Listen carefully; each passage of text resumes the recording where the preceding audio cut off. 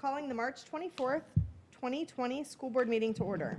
As you are all aware, social distancing has been initiated as a means to mitigate the spread of the COVID-19 virus. Thank you for your patience in this unprecedented time. The overarching goals for tonight's meeting are safety for the board, staff, and the public, continuity of district business, and public participation. Based on these goals, we're asking that anyone who wishes to watch and listen to the board meeting consider doing so remotely.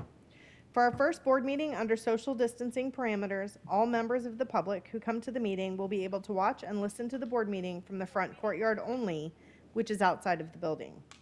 If you wish to address the board under public comment, please come into the lobby as directed by a deputy or staff, keeping distance between you and the next person. You will be asked to provide the same information you would normally provide on the public comment card to the staff member seated at the table. Once you've registered, you will be asked to wait outside in the front courtyard until your name is called to enter the boardroom. When your name is called, you will be escorted into the boardroom where you may speak for up to 3 minutes. Please stand where directed and do not touch the podium or microphone. After you have spoken, you will be escorted back to the front courtyard. Only one member of the public at a time will be allowed in the boardroom. Although this process may be awkward and take a bit more time, we are trying to keep the process about the same as it typically is, but within the guidelines of social distancing. This process will conclude once the public comment item on the agenda is complete. The board appreciates your patience and understanding. While this process is not ideal, we are in uncertain times and want to keep safety in mind while we continue operations, including public participation in our board meetings. After tonight's board meeting, we will evaluate how this process worked and consider where we may need to make some improvements. Again, thank you for being patient in these challenging times. Pam, roll call, please. Mrs. Belford? Present. Mrs. Campbell? Present. Mrs. Deskovich? Present. Ms. McDougall? Present. And Mr. Susan? Present. Please stand while we say the Pledge of Allegiance. Pledge allegiance to the flag of the United States of America and to the republic for which it stands, one nation, under God, indivisible, with liberty and justice for all. At this time, it is appropriate for us to recognize the great work of our teams during this crisis. Board members, if we could save our normal acknowledgments for after we've gotten through all of this, I think that our team has certainly gone above and beyond in the past couple of weeks. And so if any of you would like to take this opportunity to acknowledge any particular individuals or the team as a whole, I would ask that you do that at this time. Any board member? Ms. Deskovich. Maybe if we each take a team. There's so many. Sure. There's so many. I don't want to pick one over the other, but I'll start with one, and then maybe you guys can pick up from there. I'll start with Mr. Cheatham, wherever he was just in here, and I asked him how many hours of sleep he's getting, and he just kind of shook his head. So I don't know if that means no sleep or very little sleep. Our IT team has been scrambling, to say the least, to get technology in place to go from a fully functioning 70,000 plus student school district in-person hands-on to a school district that's going to be distant, doing virtual or distance learning. I can't imagine, just can't imagine everything that he and his team are doing. Mr. Cheatham, I'm giving you accolades right now. We want to thank him and his team for all the hours they're putting in, for all the time. And ask the public to be a little patient with them. I imagine there's going to be a lot of technology fails over the next few weeks, and Yes. and that's of no, that's not because they're not working really hard and not trying. So, thank you, Mr. Cheatham. Thank you, Ms. Deskovich. Ms. McDougall. I want to give a shout out to Kevin Thornton and his team at Food Services. What an amazing job, and how quick they put it together. And they are just expanding now to more schools. So we have a total of 27, and I'm hopeful that we may even have a moving truck or van to go around to kids who can't make it to the schools. So kudos, very much so, to the food service, everybody who works there, and to Kevin and his team. So thank you. Thank you, Ms. McDougall. Ms. Campbell. All right, well, I want to do government community relations, but I did promise some of our food nutrition services that I was going to do something tonight, and I think it was almost a dare to put my hairnet on. I'm only going to wear it for a little bit, but just want to recognize our great staff at all of our schools who are putting lunches together. We fed 599 students at Central Middle School today. So it was pretty amazing. It was Yay. quite a workout. But kudos to them. But Government Community Relations has done such a fantastic job in the last week and a half communicating when we really don't have all the information, because we're waiting on the state, we're waiting on, we have had spring break and not everybody's been working. I particularly want to recognize Kat Allen, for her presence on social media, because that is a lot of places where people are asking questions. And while really it's not always the best place to ask questions, she has been so consistent to provide answers just minute by minute. And I think Ms. Hensley told me she was up, into the late hours, sometimes 8, answering questions, which has just been a calming presence. And so I'm so thankful for her. And also to Sarah Allman and Deborah Foley for keeping our partners in education in the loop through this. They have been consistently reaching out to them, and it's such a great partnership both ways, us helping them and them helping us. And just want to I'm thankful for their leadership in that area. Thank you, Ms. Campbell. Mr. Susan? Yeah, I just wanted to echo those thoughts for Mr. Thornton and his food and services team. Today at Sherwood, they did over 800 meals in one school, in the elementary school. And he also delivered into the Turnquest Center, the Meadows, inside the Meadows Mobile Home Park, was over 145 kids standing there waiting for food. And I've never seen inside that kind of a area, the poverty that's happening right now with a lot of these families who can't work. And I think that we as a school district are the backbone for this community. And I've never been more proud of individuals, all the way from soup to nuts, all the way from the superintendent, all the way down to our parents. And a lot of our parents, our superintendent, our staff, and our teachers who are getting ready to do something that's never been done before. And whether we all sit back and do everything perfect, it's all going to come down to that piece where they are working with those kids one-on-one, making sure that they have their assignments and making sure that they're getting counted, and we're all in this together. And for a lot of the people that are being inconvenienced across the district, they need to understand that we're trying the best we can, and everybody's in this together, and to work with us, not against us. And I think that needs to be said. I also wanted to say that I'm really, really excited to also say that the Grissom Parkway is being sold tonight, and that's a big deal for a lot of us, because a lot of what we do as far as having our vacant land on the properties for sale brings us more revenue and stuff like that for us to do stuff. So that's it. Thank you. Thank you, Mr. Susan. Dr. Mullins, did you want to postpone your recognition, or did you want to? Yeah, I'll wait until our continuity of services presentation. So Okay. thank you. Super. And I guess this is the appropriate time to do so. Our partners at BFT have opted not to attend our meeting this evening. But Mr. Colucci did reach out to me and ask if I would be willing to share a message on his behalf. And I think this is probably the appropriate place for it. I did ask him to send me an email because I didn't want to misspeak on his behalf, so I am speaking exactly what Mr. Colucci has sent me, just so everyone is aware. He said, I wanted to thank the staff for the incredible work they've done to make sure a quality education will continue for our students. I know that they've been working day and night to put a plan in action while dealing with ever-changing circumstances. They've done an amazing job of communicating with us and responding to the concerns of our teachers. I also want to thank our teachers who've been patient, calm, and eager to provide the best possible instruction for our students during this unprecedented situation. I'm very pleased that we successfully negotiated a memorandum of agreement this afternoon.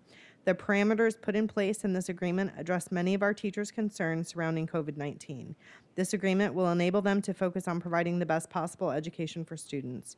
We know that there will be some bumps in the road, but we are confident that together we'll effectively deal with these challenges and that our students will continue to receive an outstanding education. So thank you, Mr. Colucci, for recognizing all of the hard work of our team members. And I will actually echo Mr. Colucci's sentiments, which is not something that happens all the time. But I think that the superintendent, the district team, all of our school leaders, All of our staff in so many different areas of the district have been working so hard at making sure that our students will come back and get an education, even if not in our normal environment. So, Dr. Mullins, thank you for all that you have done as far as your leadership, and to all of our staff, we appreciate you immensely. That Belford. brings Miss yes, Belford. yes, Ms. Can you hear me? Deskovich. They said these microphones aren't as loud. I just want to make sure, because we each took a department, but we didn't specifically acknowledge, I don't want anyone to feel left out. These people are working so hard. We didn't Yes. acknowledge HR or leading and learning and talk about huge departments that have had a huge role in what's been going on lately. So just want to include Dr. Theddy, because hours today and leading up today to negotiating with the union, with everything else going on, trying to make sure our 9,000 employees have the information that they need in this time of crisis about their employment. She's led the charge with that. So Yes. a huge thank you to her. And then, leading and learning is underneath all of this, everything that's going on. But maybe that's what you're going to cover in a bit with I just needed to say thank you to them. Yes, and student services as well, who's been, I understand, I haven't seen it yet, but I understand that Chris Moore did a Facebook Live today with some information for our families with students with special needs. So it really has been an all hands on deck. And, Mr. Gibbs rarely gets recognition as he's sitting at the end of the table, but he has been incredibly involved in all that has been going on as well, making sure that we are following the law along the way and doing what we need to do. Mr. Susan? The Brevard Schools Foundation has begun to pack all of the stuff for our homeless children across the district. I was in Wickham Park coordinating with the park rangers today to try to make sure that all of our children that are inside there get their hygiene packs along with the food and everything else that we're getting ready to do. So Brevard Schools Foundation and their work with our homeless populations is got to get a shout out to, because it's the backbone right there. Very good, thank you. Anyone else that I'm sure we missed people along the way, but Mr. Novelli in operations and all the work that they have been doing, and yeah, Sue in facilities. Sue actually made our meeting tonight possible. She will tell you that she worked with a great collaborative team, but she was kind of taking the lead on that, not to mention all of the facilities issues and handling all of that. So really and truly, every single department in this district has been working insanely to try to make this really challenging situation work for our students. And not to, Ms. Lisinski, our new CFO. Yes.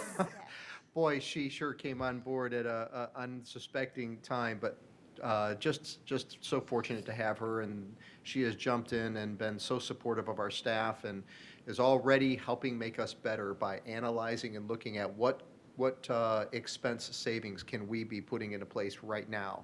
And so she's leading the charge with her staff on that. So it really has been a 100% full team effort. The district staff behind the people you just mentioned are a legion of warriors of not great number, but of great character and commitment and dedication to this organization, to this community. We can't do what we have done in a week's time. Mind you, with spring break in there, and people had taken leave and gave it up and said, this is too important, and came in and responded and have put things into place. The presentation you're going to see shortly shows all this work has occurred in less than a week and a half. Mm-hmm. And it's just a tremendous demonstration of what Brevard Public Schools is about. It's times like this, we're probably one of the most unique geographic districts in the state of Florida, 80 miles long, and we have been areas of a district or school system for decades. Area 1, 2, 3, 4, North, Central, South. But the reality is, it is at a time like this that we're able to bring to our community this kind of work because we come together as one Brevard. And I just couldn't be more proud to be part of this organization, to be leading this organization with the army of folks who just daily and selflessly commit themselves to serving our kids and our families and our community in this capacity. So I couldn't hold out any longer. I'll probably say a few more comments in a minute. But Miss Belford, I'm sorry. Dr. Thuddy would like to pass the acknowledgement to her directly that I just did. She said that Carly Green is the one that did the negotiating today. And Carol. Carol Green was the one that did the negotiating today, and that we should acknowledge her instead, just in true leadership fashion, like Yes. Dr. Thuddy does. And that the small team of Mark Langdorf, Mike Alba, and Rick Morton have been carrying a lot of weight back there. Thank you. Excellent. Thank you to all of those, and thank you for passing that message along, Ms. Deskovich. That is going to bring us to the adoption of the agenda, and I would like to request that we consider one small change to the agenda this evening, and that is that we actually move our public comment prior to the presentation on, sorry, I can't, I got my computer covered up here. If we could move public comment up just after the adoption of the agenda so that our public can get back to an isolated situation, hopefully. If the board is open to that, then I will ask Dr. Mullins to read us the agenda, but then we will need a motion to approve the agenda with amending the location of the public comment section. Does that make sense to you guys?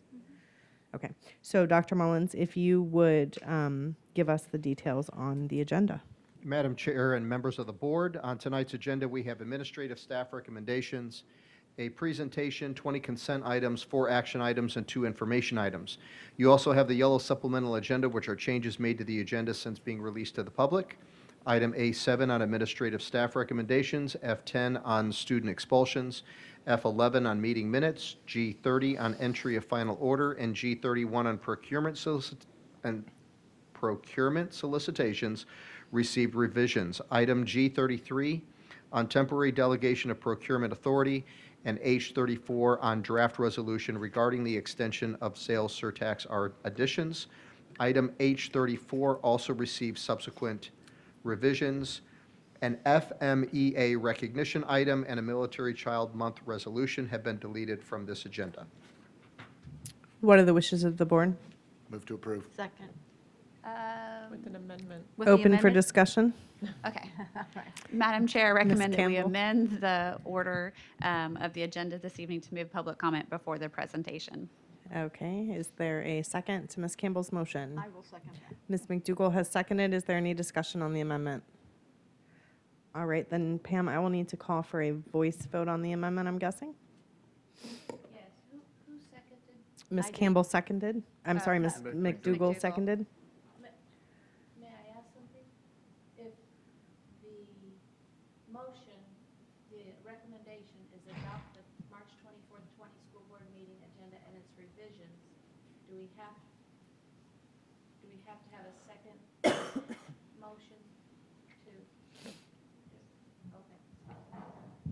The original was the revisions as laid out by Dr. Mullins. The amendment is so that she could permit the chair's request to move public comment up. So you need to submit an amendment there and the second to the amendment. So the motion now is as amended. Do we need to vote on the amendment first? No, there's only one thing to vote on. The agenda as amended. Okay. So Do you need a voice vote on that, Ms. Escobar? I do not. Okay. Then I will call the question. Please vote. You're so good, Ms. Escobar. Wow. Hopped right on that. All right. I think my mouse is working perfect. And the motion passes 5-0.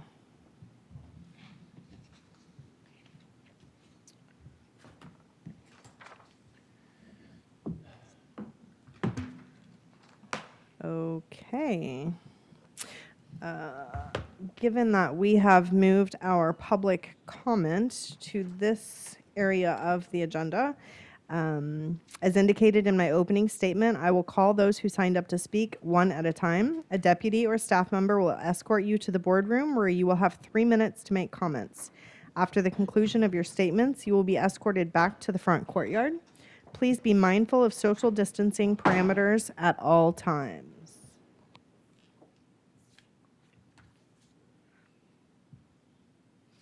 Ms. Escobar, have you gotten names of speakers yet? Yes. Bob Cusimano and Joanna Cusimano. Okay. Bob Cusimano and Joanna Cusimano, if you would please, with your deputy escort, make your way to the boardroom for your public comment opportunity.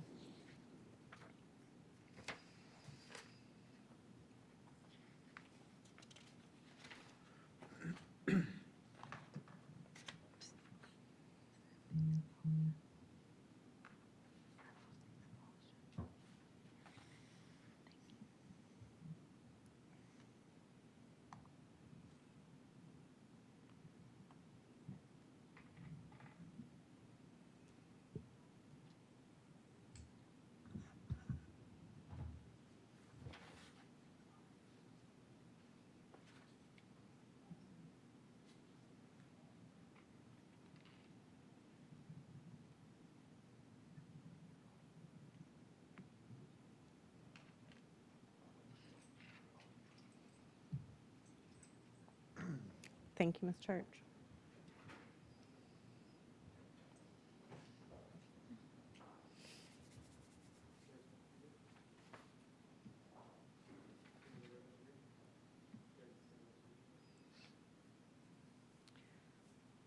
Thank you, Major Lanza.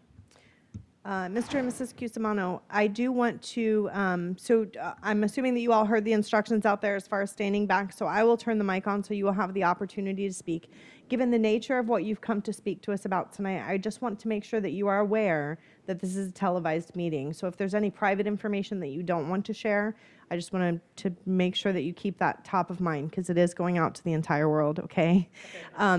And typically, our speakers have 3 minutes to speak. So I have a clock here in front of me that I will start when you are ready to speak. It'll show you when the time is almost up. At the end of 3 minutes, I will, if you're not done, interrupt you and ask you to wrap up so that we can take our next speaker. We have obvious public decorum requests when you're speaking. Make sure that you're respectful. Don't give private information.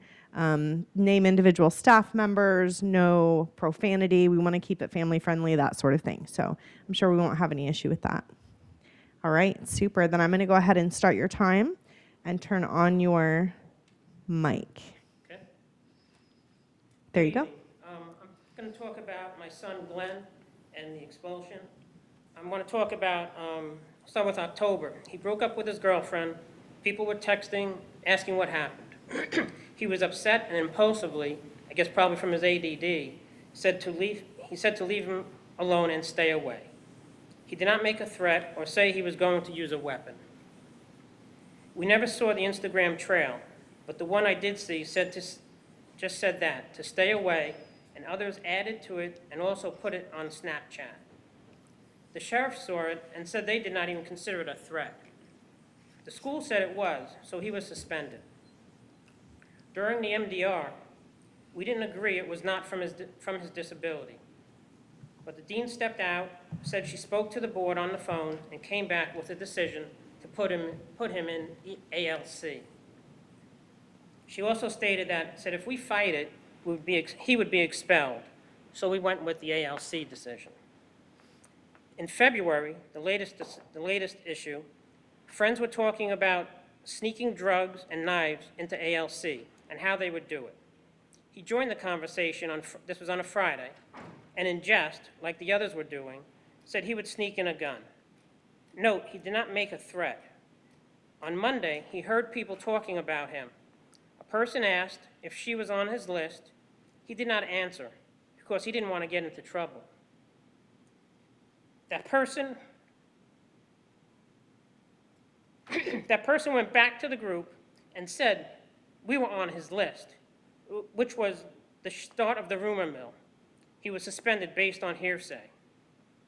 The October paperwork in the packet you have states vague threat because there was no threat made. And I don't understand why it says with intent. He doesn't have a weapon, and he never made the threat to begin with. And also, this was done on a school holiday, so I don't know how there was any interruption. The packet also states martial arts weapons on his wall. They were $5 from Goodwill. They're decorations. They're not sharp. And I said before, it's like hanging a baseball bat up on your room. It's just there for display. For both the October and February MDR, we did not agree that it was not from his disability. To repeat, he never made a threat. Others either added to his post or extrapolated from when he was so scared to answer a question because he didn't want to get in trouble. Please consider what actually was said versus what was added and misinterpreted. Thank you. Thank you, sir.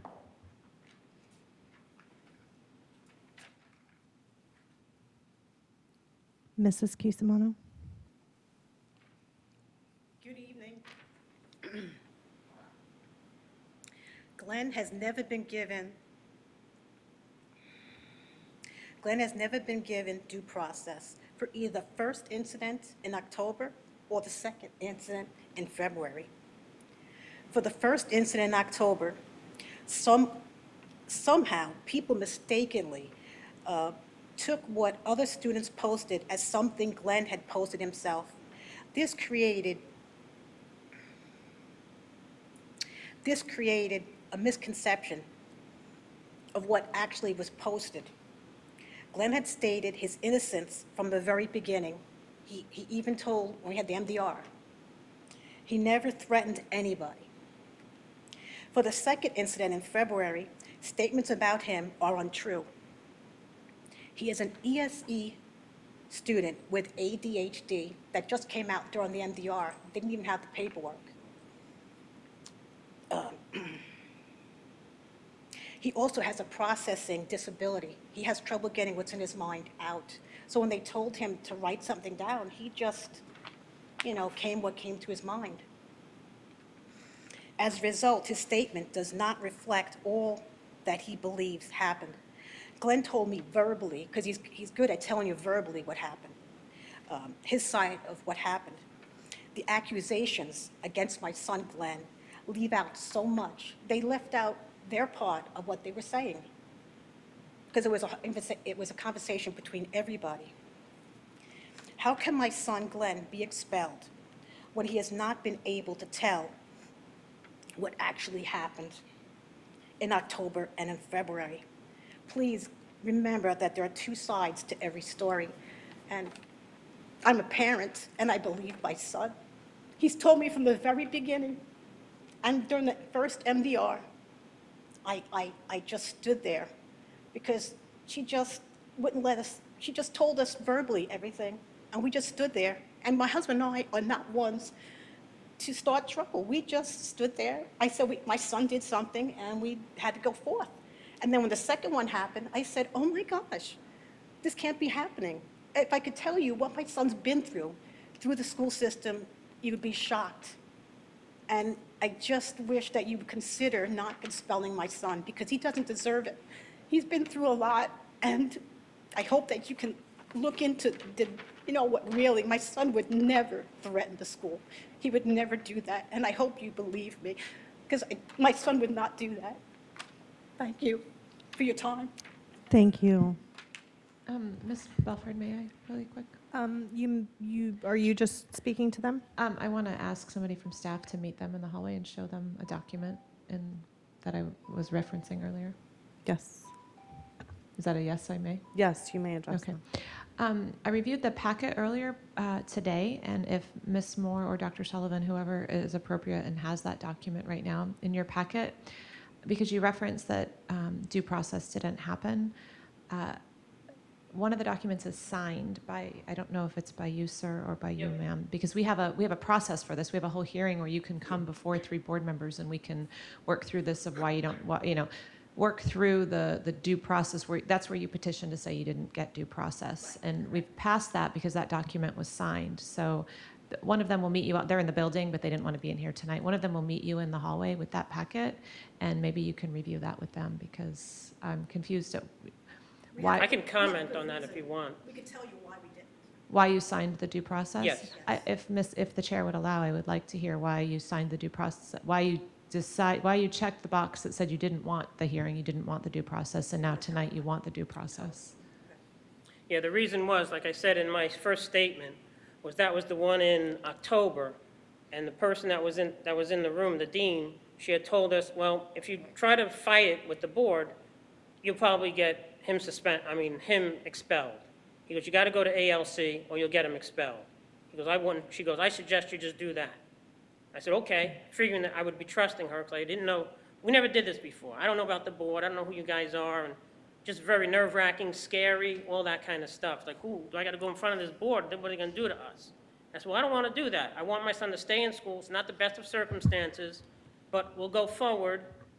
I didn't agree with the whole thing to begin with, but I said, this is where we're at, and I'm trusting you guys to lead me to the right place. And that's what she told me. She said, well, if you do the hearing, you'll probably get expelled. And she knew we didn't want to get expelled because we were both crying about it before we even entered the room. Okay, So she knew exactly where to poke.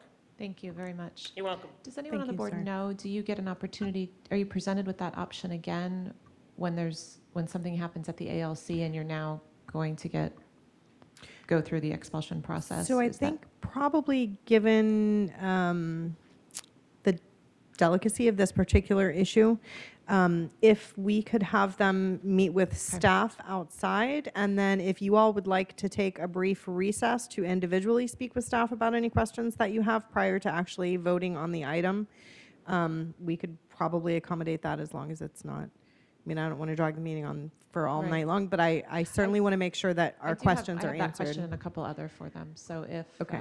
Dr. Sullivan or Ms. Moore, if you can hear me, if you know the answers to those questions, maybe we can meet out. Ms. outside. Moore is on her way to meet with the parents in the corridor. We would just ask that you respect social distancing when speaking with Ms. Moore. Thank you. Thank you. Thank you all for joining us, and Major Lanza will escort you back out so you can speak with Ms. Moore, okay? Thank you for being here this evening. We appreciate you taking the time. Hopefully, we weren't scary.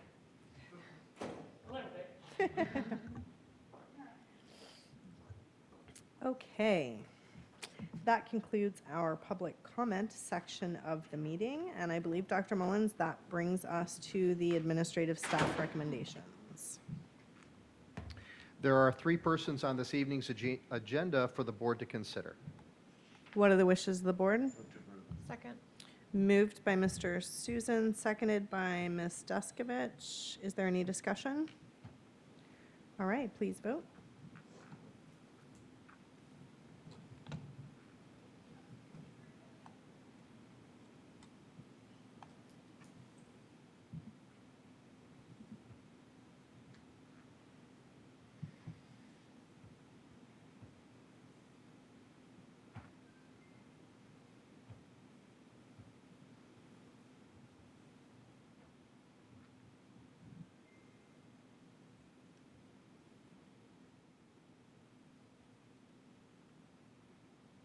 Is it not coming up? It's not showing on my screen. Did you have 5 votes on that, Ms. Yes. Escobar? You all had? It's Oh, showing. you guys can see it now. Look at that. Well, Okay. It's behind. And the motion passes 5-0. All right. Dr. Mullins, we are ready for the presentation about the continuity of services update for COVID-19. If I may, Madam Chair, just to take a moment to introduce what you're going to see in a moment. We began our efforts to prepare for the closure of schools a little over a week ago. That came late on a Friday afternoon, and senior cabinet, we got the notification at between 4 and 5 o'clock on a Friday afternoon, and our senior cabinet refused to leave until we got a handle on that. I think we left the building shortly before 9 o'clock that night. Just the dedication and the commitment to that. But it doesn't end there. We recognized a lot of senior cabinet members, but the trickle-down effect, and then ultimately, I have to give huge kudos and shout-out to our school leaders as well, our principals and assistant principals. Because even they, while on spring break, and in some cases, even their schools were closed because all of the school staff had taken personal leave, came together to start getting informed and understand what we were going to be facing as a community, as a school district in the coming days. I don't know if a day has gone by that, I did say, I think the last 24 hours has been the least information changing that we've had in the course of the last week. But, and not due to anyone's fault, it's just the circumstances of what we're dealing with. The word unprecedented couldn't be overstated. But our school-based leaders have done an amazing job of preparing their staff, communicating with their teachers, beginning to set up plans and accommodations and adjustments to what need to be done. To tomorrow, we're going to be launching training for teachers. We begin device checkouts. We begin supporting staff out in the field, if you will, and then making contact with their hundreds and thousands, in some cases, of their students across their school community. Fielding questions, being flexible. It's, I can't begin to capture the hours of effort and the poise, professionalism, commitment to flexibility. We've used the word grace and flexibility no short of 100 times in the last few days, and our school-based leaders, our principals, administrators, our district leaders have just been exemplars of those two words. And I will, it's interesting that we're really on Monday, March 30th, starting the third first day of school. One was August 10th. The other was September something, post Hurricane Dorian. And then March 30th will be the third first day of school for this school year as a result of a pandemic. So just our leaders carrying the charge and providing great stability and support to our community and our families and our kids is nothing short than miraculous. And couldn't be, again, more proud to lead this organization with the demonstration of leadership behind me and alongside me that has been demonstrated. So with that, you're going to see kind of a collage of information from several of our district divisions of the work that has been done, but I think it's a nice collection.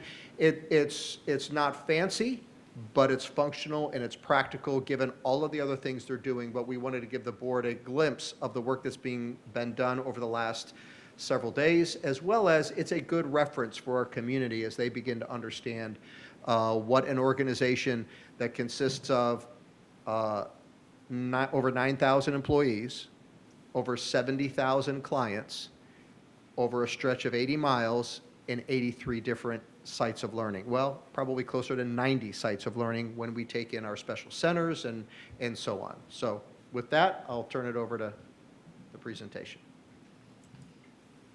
Good evening, board members, community members.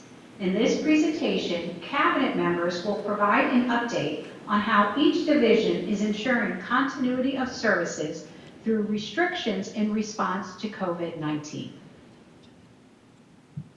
Good evening.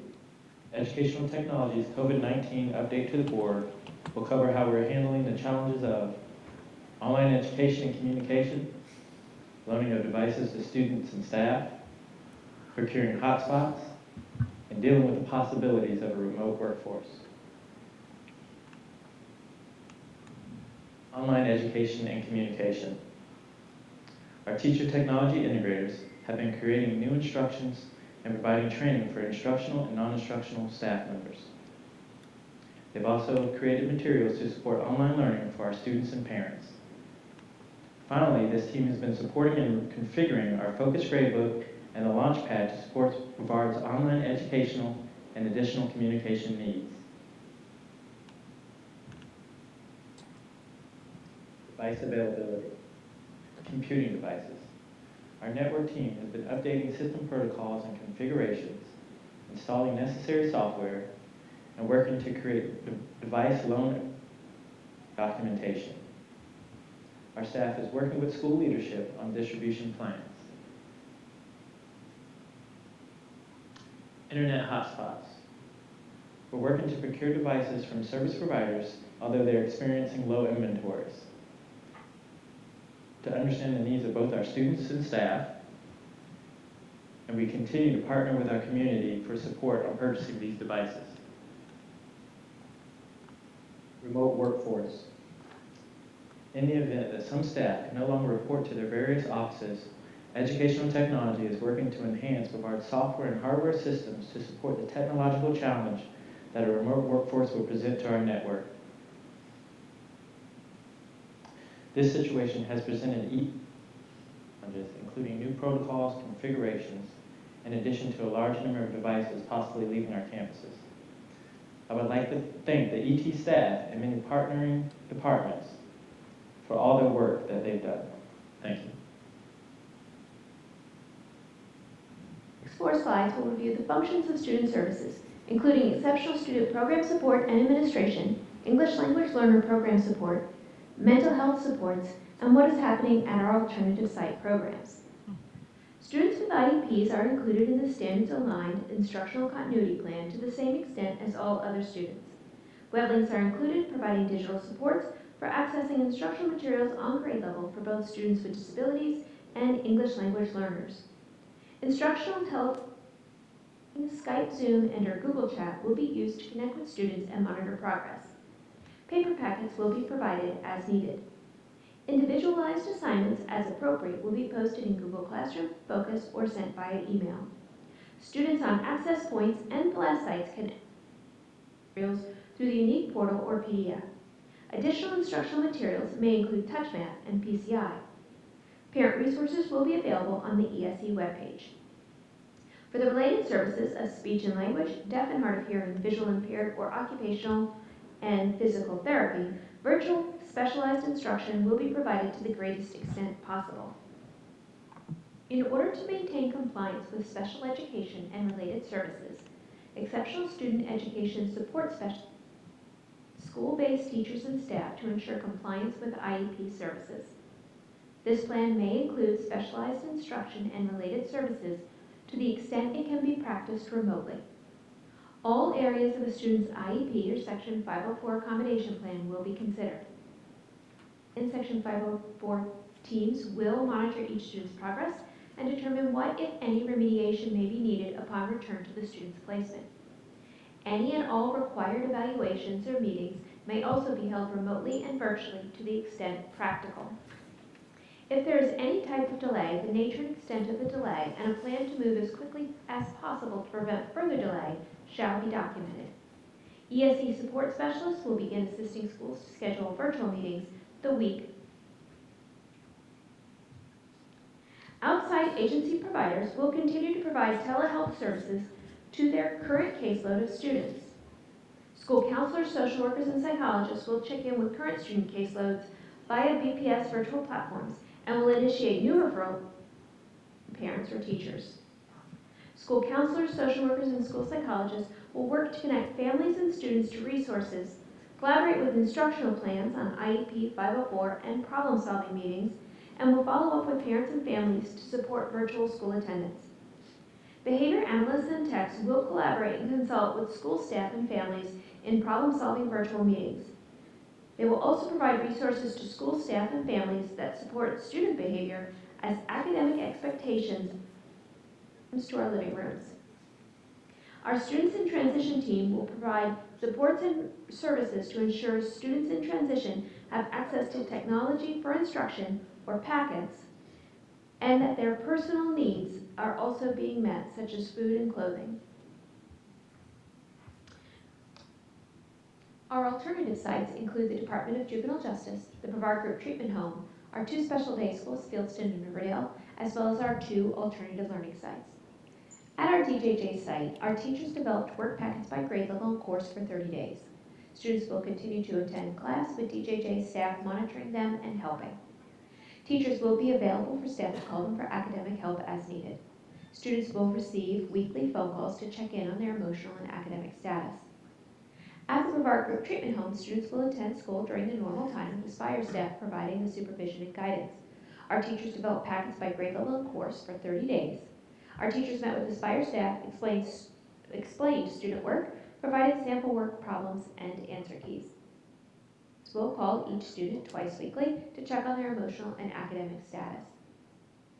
At our 2 special day schools, Riverdale and Fieldston, the parents were called by faculty members to explain the procedures and alleviate misconceptions. Each student was sent home with current passwords to the academic platforms they are currently using. Students that do not have internet or a computer were sent home with work packets to complete. Those students will be called by a teacher daily. All other students will be called twice a week from their teachers. There will be a faculty member at both during normal work hours. At our 2 alternative learning centers, students will complete coursework via Odysseyware, which is the current platform they are using. Students without computer access were allowed to sign out a computer. Students without internet access were given work packets. Teachers will be online to help students with Odysseyware during their normal work hours. Students that are not completing assignments or having difficulties will be called by a social worker or school counselor to assess this situation. Good evening. The Division of Equity, Innovation, and Choice has a variety of responsibilities. Our Access Grant project team will continue to update their website to support Florida teachers with appropriate lessons and accommodation. Our after-school team will develop lessons and activities for families, which will be posted to their website. Adult Education currently has an online educational platform to continue to support their students. EIC communicates daily with all charter schools to offer support and update them with district plans. Our charter schools are responsible for developing their own educational continuity plan, as they often use different curriculum materials. The Facilities Department is continuing to monitor cleaning protocols from the Department of Health and the Department of Education. Our Environmental Health and Safety team is regularly reaching out to schools and providing assistance when requested. We are already executing and planning for maintenance and minor improvement projects in schools while students are not in the buildings. These efforts are being coordinated with school administrators. The team is continuing to plan for summer construction projects and potentially starting earlier if that opportunity is available. Concurrently, we are communicating with our vendors in the event material or worker shortages to execute projects. Finally, we are working with the finance team to estimate utility cost savings that will result from reduced usage of our facilities. Food and Nutrition Services. We are pleased to announce that the following schools opened as food distribution centers on Monday, March 23rd, and will continue on weekdays from 10:30 a.m. to 1:30 p.m. Those schools are Atlantis, Cambridge, Cape View, Central Middle, Gulfview, Jupiter, Mila, Mims, Sherwood, Sunrise, Turner, and University Park. Additional sites are being planned for subsequent weeks. Our procurement and distribution schools and departments with canceled travel, field trips, and events. They're expediting procurement items related to COVID-19 outbreak, postponing non-essential selection committee and vendor meetings, and modifying distribution services to assist schools and district offices with emergency needs. Good evening, Ms. Belford, Dr. Mullins, and board members. I'd like to provide a brief update regarding Human Resources Services and the ongoing processes to ensure we not only move smoothly through this circumstance, but are also ready to finish this school year and begin a new one in August. Our annual career fair, originally scheduled for yesterday in a face-to-face format, was converted last week to a virtual format with over 150 candidates interviewing and our principals issuing 47 binders to teachers. Thank you to Mr. Mike Alma, his team, and to our principals for thinking outside the box and for being so flexible and open to new ideas. Ongoing professional development, to include reading endorsement classes and ESOL classes, have shifted to a completely virtual format through Blackboard Learn and Skype. We are constantly reevaluating the upcoming courses and assisting teachers where needed to ensure they can complete what they have started. This morning, we met with develop a memorandum of understanding regarding online and remote instruction.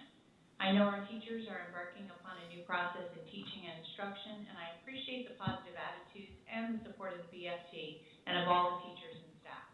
In addition, we met with Local 1010 Mr. Schifrin with FAFSA as well. We will continue to work with our unions to ensure we are meeting the needs of all employees. We have been providing staff updates to the extent possible in this ever-changing landscape we are currently navigating, with the most recent one being last Friday afternoon. Cabinet members have been working through plans for staff whose job responsibilities might be appropriate for remote work, and to that end, I sent to the leadership team last night the alternate worksite procedures with hyperlinks.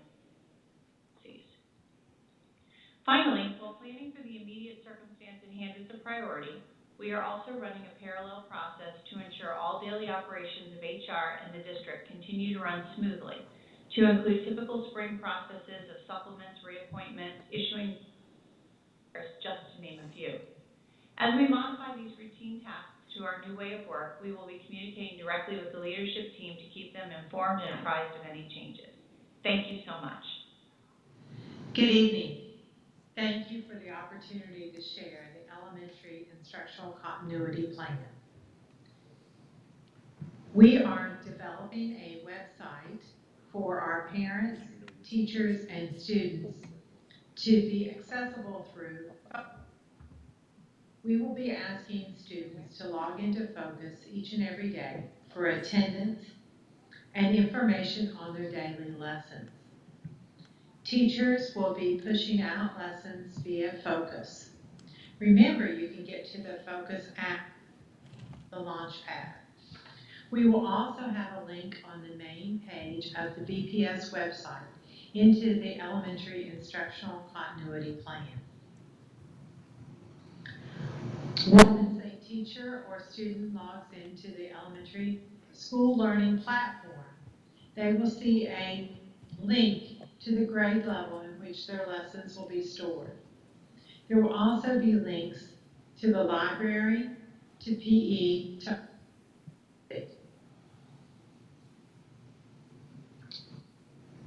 our teachers will have 3 different instructional options in which to deliver instruction. They may use the district-created lessons by our resource teachers and content experts. They may also use the same district-created lessons with teacher choice enhancement. If a teacher chooses to develop a teaching tool for her students, she may do that and push it out through the website as well. Our other third choice is a teacher autonomy to create their own lessons based on instruction. We know that our teachers know their students best. And we know that our teachers know what kind of lessons our students need. So we're giving our teachers these 3 options in which they can deliver lessons. Also, we have developed a sample classroom teacher's agenda that they would be available via Skype or phone or email to connect with parents or students who may have questions about their instruction. We also have a sample guide for students. Our English language arts in elementary and in math will be delivered through the iReady platform. This will be expected to spend 45 minutes with the online instructional program a day for reading and 45 minutes for math. We also expect our students to complete 2 activities a week, music, art, or media, and that's a minimum. Students will also be expected to do science through STEM scopes and social studies in Studies Weekly. And we do hope our students are reading the books of your choice. As we know that we will need to be in touch with our students, we are asking our teachers a student log where a teacher will go in and record where students are instructionally and then follow up with the parents and the students on anything that they need help with. We want to make certain that our students are logged in through either iReady or Focus every day, so we know they're engaged in the work. We've also created on our website a parent help guide because we know this is a new world for all of us. So parents, teachers, and students should all be working closely through the elementary instructional continuity plan. Make adjustments and modifications as we go through this process to make it more efficient and easy to use. Thank you so much.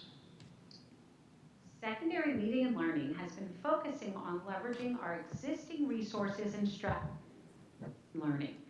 Many of our students and teachers work seamlessly in a variety of digital platforms and will continue to utilize the tools that are familiar to them. The Student Launchpad is the center of all operations. Students are very accustomed to accessing their Launchpad and working through many of the available resources. For example, you will see we have full online textbooks for many of our courses, in addition to supplemental resources. Students frequently access those books in lieu of taking home heavy textbooks.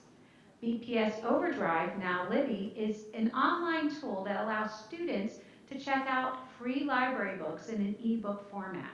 BPS has a significant number of online books, and students can also access books from a public library. Each student's Launchpad is a little different depending on their courses. I encourage all parents to take a look at their student's Launchpad. In the days prior to spring break, we asked all secondary students to log into their Focus account and Launchpad just to make sure their passwords were current. Within Launchpad, one of the most used features is Google Docs. Many of our students already submit the majority of their work in this format. They peer edit, share documents, and work on presentations. Most of our teachers also have a Google Classroom already set up. They can post lessons, reading assignments, problem sets, and other engaging activities. For the teachers who may not previously utilized a lot of online resources, and content specialists created a guide for every one of our courses, well over 400 of them. That includes all of our elective and CTE offerings in addition to all core classes. We have communicated with our teachers and given them contact information for help with either content, digital tools, or support in student services. I've been engaged in robust communication with principals, and our team adjusts resources as needed. We are prepared for teachers in this new way of working.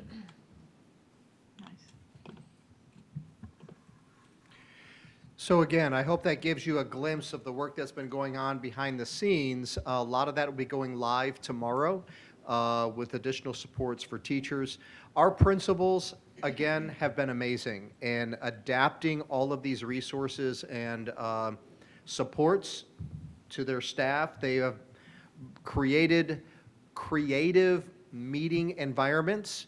Some folks chose to meet in person in groups of 10 or less, while also accommodating virtual participants in those same conversations. And they have just, they've found a way to do it. And they've taken advantage of the resources in their building, both teacher leaders as well as staff members. I would say for our public, couple things. One, your child's school remains your number one point of contact for the supports, the questions, the resources, whatever you need for your child's education. Their school remains their one-stop shop for all things their child needs, from guidance to mental health to social work support, all of those types of things at their schools. And our schools have plans and backup plans in place to support our students and our families. And the other thing I would ask of our parents, our students, we will be launching the first day of school on March 30th. Just like the first day of school, and just like the second first day of school this school year, there are bumps in the road. There are things to work out. There are some challenges to overcome. And there will be inevitably on Monday, March 30th, when we ask 70,000 children to return to school, return to learning, assigned to 5,000 different teachers at 83 schools across our district. in an environment that never brings them onto campus. There's going to be bumps. There's going to be some challenges, but we will work through them valiantly like we have the last two first days of school for 2019 and 20. So we just ask for patience and grace and flexibility from our students and our parents along the way, just as we've asked that of our staff as well. So thank you for the opportunity to share the work that's been going on. Thank you, Dr. Mullins, and thank you to our entire team for all of that great information for our families. Ms. Deskovich? I have a question. iReady, the last I knew, over half of our elementary schools didn't have the full instructional version. Is this going to be accessible for all Actually, of our? Curriculum Associates stepped up, and they're providing it to all of our teachers for this period of time. Wow. That is huge. I don't know how we can say thank you properly, but super impressive, and thank you to Curriculum Associates. Curriculum and Associates, iReady, yes. Wow, that's unbelievable, because that is a multi-million-dollar price tag, if I'm correct. Yes. I couldn't begin to estimate what the cost is. I feel like it's $500,000 but for the school. I feel like there was like $1.5 million. If I go back to the budget when we wanted to purchase it, it's well over $1 million. Yeah, I believe you're right. Thank you.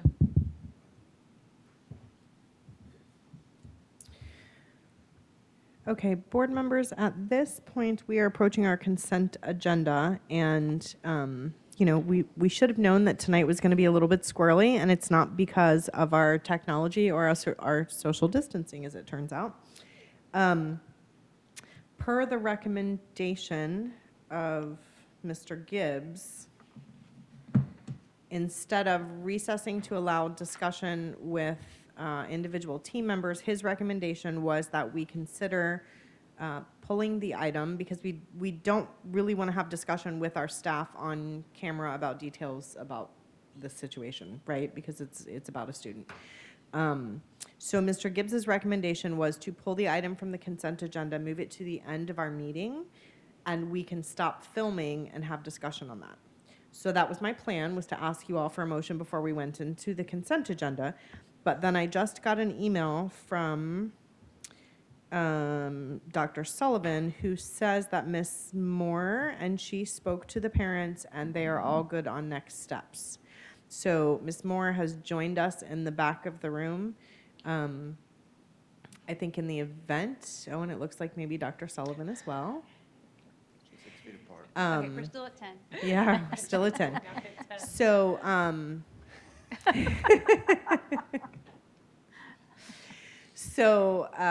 board members, I will ask for your comfort level with moving forward based on the information that Dr. Sullivan and Ms. Moore have already assisted this family, and things appear to be resolved. If you are comfortable doing so, then I would move us to voting on the consent agenda. If you are not comfortable doing so, then do we want to pull it and move it to the end of the agenda? What are the wishes of the board on that Move issue? to approve the consent. Mr. Susan has moved to approve the consent agenda as presented. Is there a second for discussion? I'll second for discussion. All right, Ms. Campbell has seconded for discussion. That would open us up for discussion on the consent agenda.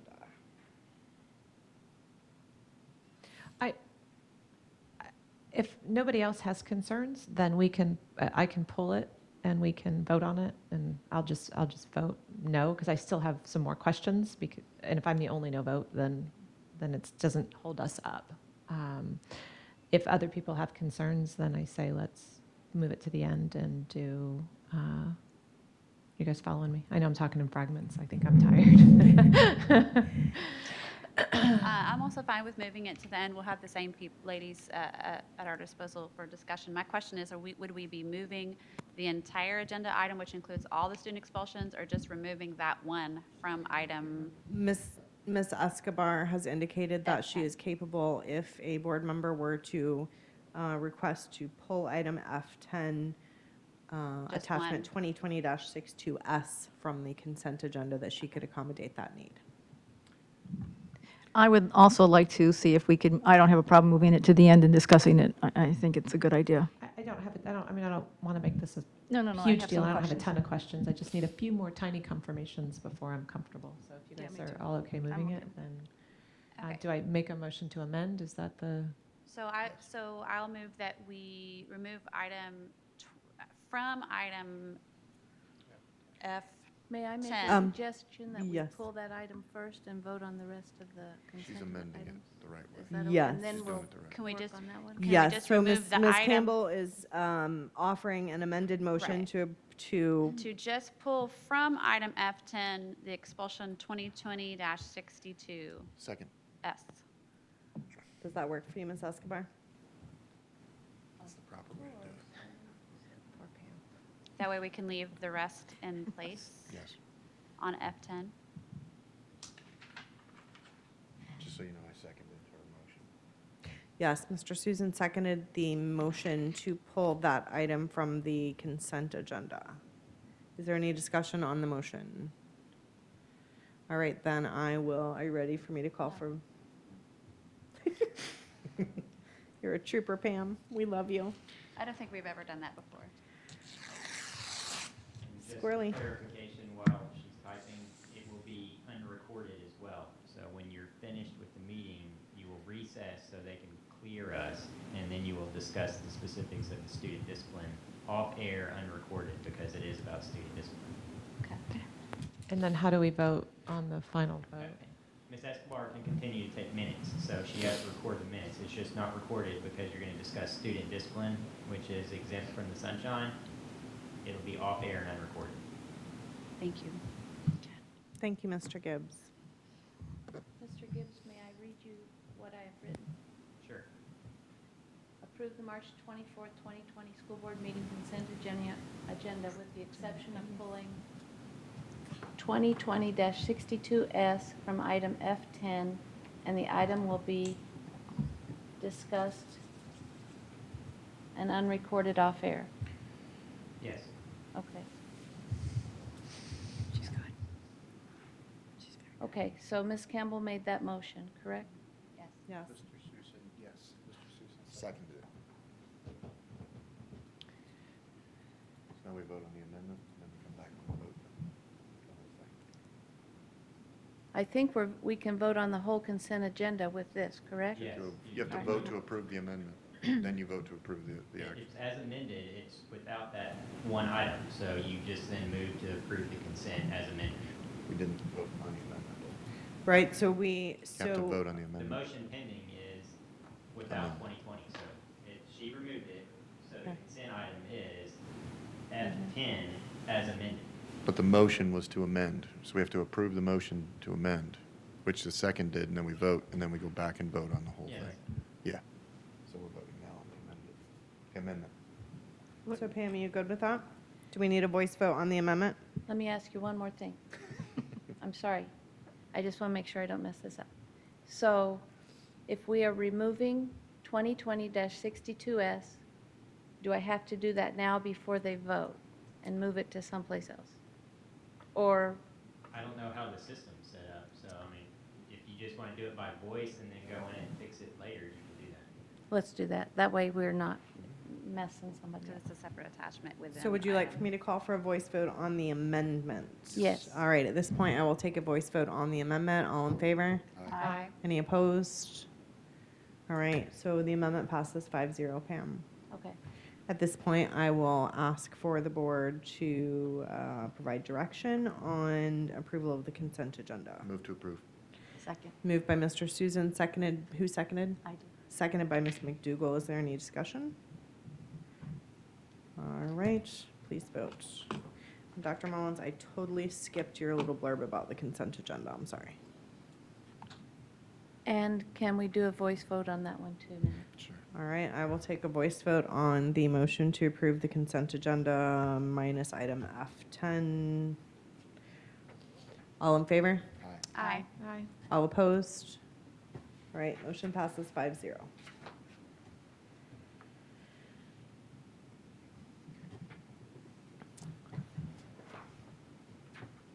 We good down there, Ms. Escobar? We will be. Do you want me to hold off on moving forward? Because we're moving on to action. No, that's fine. Okay. Now we are moving on to the action agenda. Dr. Mullins. Ms. Belford and members of the board, there are 4 items under this category. First is item G30 on the entry of final order in regards to the E-rate bid, which you will be voting on later under the procurement solicitations agenda item. I understand the parties have submitted written statements in lieu of attendance due to social distancing. Before I ask Mr. Gibbs to explain the process, I want to thank Charter Communications Operating LLC and our school board attorney for considering social distancing and cooperating with the board for tonight's meeting. Mr. Gibbs? Thank you. I do have a written statement from Mr. Kenneth Curtin with Adams and Reese LLP on behalf of Charter Communications Operating LLC, who filed the bid protest. And this statement is, we represent Charter Communications Operating LLC in this bid protest proceeding, and we are writing concerning the upcoming meeting on March 24th, 2020, wherein we understand the board will consider the recommended order entered March 12th, 2020, and the written exceptions thereto. We submitted on March 19th, 2020. We understand that because of the ongoing COVID-19 crisis, personal appearances at the meeting are being limited, and the chair has invited the submissions of written statements. While we would certainly prefer to attend the meeting in person, given this invitation, the current state of emergency, and acting consistent with state and federal directives to limit travel and personal contact, we are submitting this statement in lieu of our personal appearance. In short, we believe that Charter has raised significant issues, errors, and irregularities that render the intended award improper and illegal, and indeed illegal. These issues, as well as a number of cited errors in the administrative law judge's recommended order being considered at this meeting, are addressed in detail in Charter's formal protest and exceptions. We strongly encourage each board member to thoroughly review the materials Charter has submitted, fully consider the issues raised therein, and contemplate the potential consequences of proceeding with the award. We apologize for not being able to attend in person, but thank you for the board's attention and due consideration, especially given the ongoing crisis. Please do not hesitate to contact us if you have any questions or would like to discuss this matter in more detail.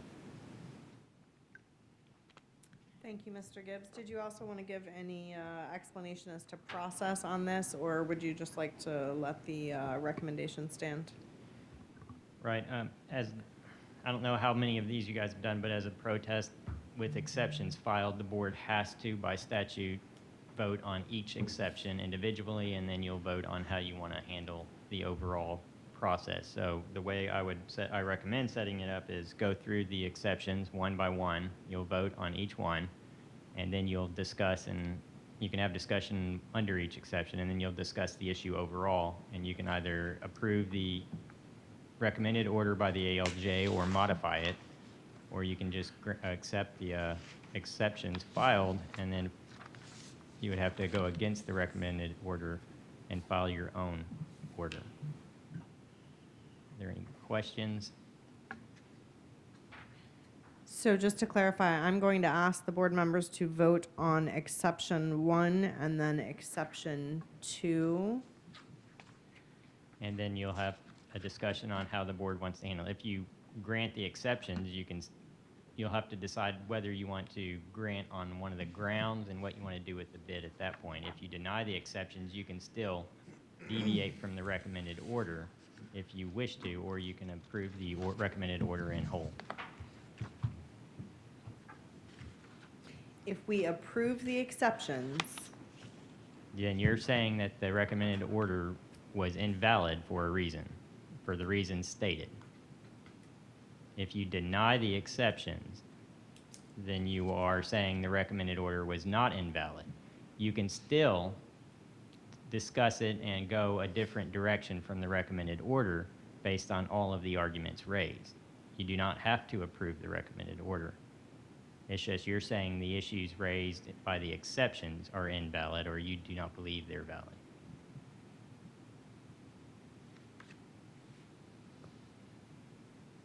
did all board members understand that process? So when you look at it on your screen, we have multiple actions. We have multiple documents, but I don't. Well, yeah, there are a lot of documents there, but there are multiple actions. The first two I presented as approve exception 1, approve exception 2, and then approve the proposed final order adopting the ALJ recommendation. I'm not seeing that the way you just listed it. Are you seeing it that way? Yeah, Mr. Susan has it the same. On the right side of your screen, it says current agenda item, Oh, yeah. entry of final order, and then there's a window under that that has the Yes. actions. Got it. I think we both were we were in. We were on the item. Got it. Thank you, we see it now. You guys got it now? Yeah. So what I am going to do is I am going to request the wishes of the board on exception 1, clarifying that approving the exception is disagreeing with the ALJ. So if you approve this, then you're going No. against, right. I think that's what Mr. Gibbs just indicated. Approving is rejecting the ALJ order and approving the exception. Right, the exceptions are, they're arguing the ALJ got it wrong for the reasons stated in their pleading. Which I saw. Okay. So that's what the motion is, to approve the exception. So if you do not want to approve it, you would vote no. And you would deny the exception. Do we need to move to deny? So the motion- You would have to, you can move to discuss and second it so that you open it up for discussion. The board can discuss the exception and the reasons for its, the reasons that it believes for or against, and then you would vote to approve or deny at that point. Move to discuss, Madam Chair. Second. Moved for discussion by Ms. Campbell, seconded by Ms. Deskovich. I will open for discussion on exception 1. Ms. Campbell, your motion, would you like to discuss? Sure. I would suggest that we as a board would deny exception 1, based on the fact that, the lack of standing means that they don't have the opportunity to protest this because they never put a bid in. So it's, that's pretty simple and straightforward. You either submit a bid or you don't submit a bid. So that's where I am on that. Any additional board discussion?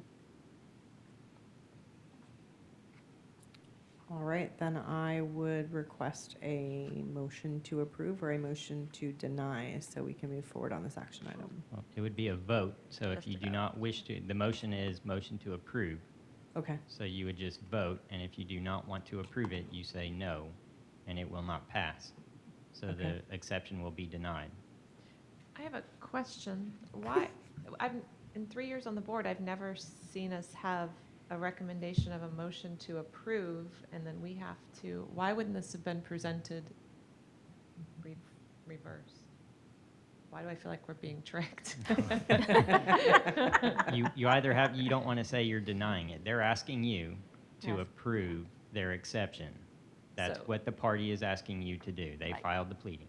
So that's So how it it's gets put on our presented. agenda from them, not from staff. Right, where if they it's did usually not in that file, if they perspective. did not file exceptions, the only thing here would be a motion to approve the recommended order of the ALJ. And Got they're it. basing it on the Jacksonville case. I'm sorry? They're basing that exception on the Jacksonville case, that although they did not file the bid, that they have proof because of that case. That's what it is. So if we deny it, then we're saying no, you don't. So I believe I have a motion And a second. and a second on that issue. So lacking further discussion, I will call the question.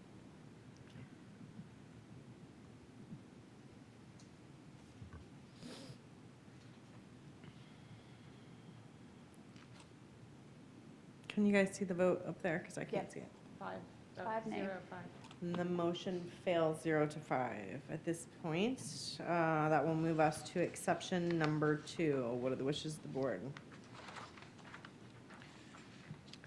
Move for discussion. I'll second it. Moved for discussion from Ms. Campbell, seconded by Ms. McDougall. Ms. Campbell, your motion, your discussion. Just the challenge was that, untimely challenge, and, I think we need to have a little discussion just because the public needs to understand what's going on. Right. When, Charter had a problem with the RFP, and, but they didn't say they had a problem with the RFP until the whole process was done. someone who is a potential bidder has the opportunity, if my understanding is correct, to, if they see a problem with it, to put that challenge out. And it looks like through the process that our procurement department answered lots of questions throughout the process, even delayed the final due date. And through that process, my understanding in charter is said on their own, they never put that question out there. They never said there was a problem with the RFP. And so once that process has gone through, you didn't put in a bid, you didn't put in any kind of timely thing, then, you know, your opportunity is lost. And so that's, my recommendation would be that we deny this exception as well. All right, then I will accept a motion. Oh, I'm sorry, any additional board discussion? Then I will accept a motion. Motion's already been put forward. Oh, she moved to approve for discussion. Sorry, that move for discussion is throwing me for some whatever reason. So I have a motion on the floor. Without further board discussion, I'll ask for a vote.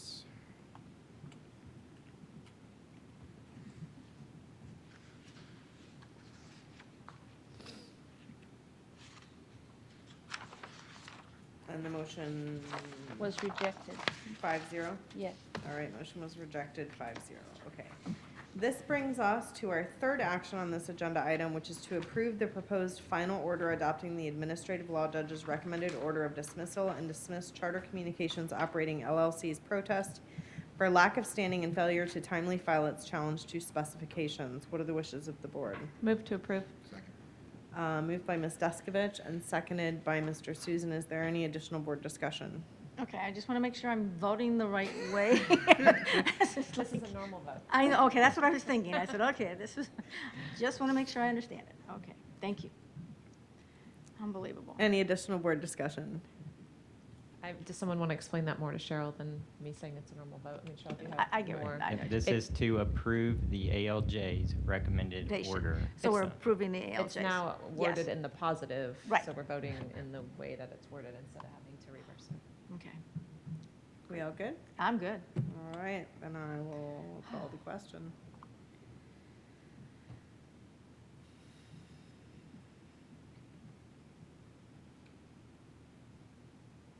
Passed 5-0.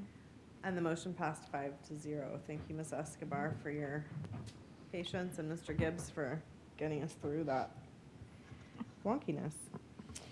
Dr. Mullins, I believe it is to you.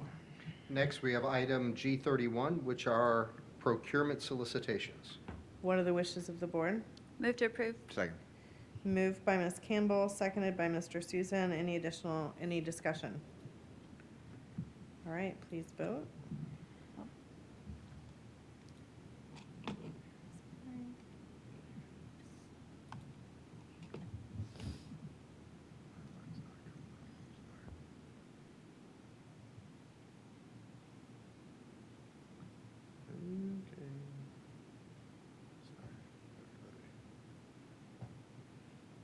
Somebody hasn't It voted. wasn't me. It was me. It was in a different place. Why can I no longer see our, bear with me for just 1 second, guys. I'm trying to figure out why I can no longer see your voting. I could see mine. On the bottom, do you see the thing that says votes? Is it because No, it's it too far down? changed- It changed my screen, and now I have actions and attachments for some reason. It's not going off of that. That's why I was taking so long. Yeah. All right, but the motion passed 5-0, Ms. Escobar? Yes. All right, Dr. Mullins. Item G32 is department school-initiated agreements. What are the wishes of the board? Move to approve. Second. Moved by Mr. Susan, seconded by Ms. Campbell. Any discussion? Moved by Mr. Susan, seconded by Ms. Campbell. Any discussion? Please vote.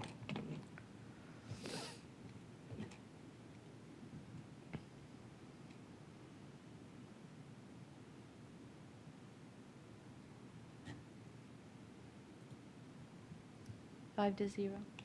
And the motion passes 5-0. Dr. Mullins. Item G33 is temporary delegation of procurement authority in the event that school board meetings are canceled due to COVID-19. What are the wishes of the board? Move to approve. Second.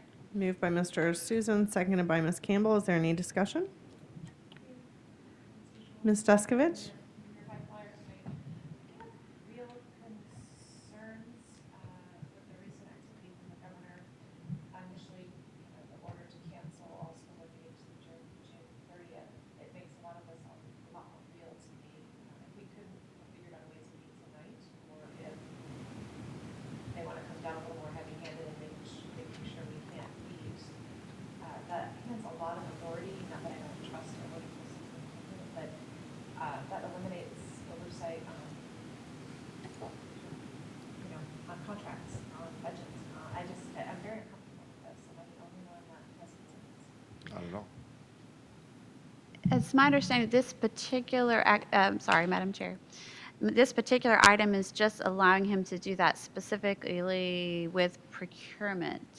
Is that correct? On things that we might need moving forward in our situation we're in right now. Well, and it's specific to board members being incapacitated, Right. basically. So if three of us are not, if three of us are, laying in a bed on ventilators and we cannot come up with a quorum even virtually, then it would give the superintendent the authority to keep things going in the district.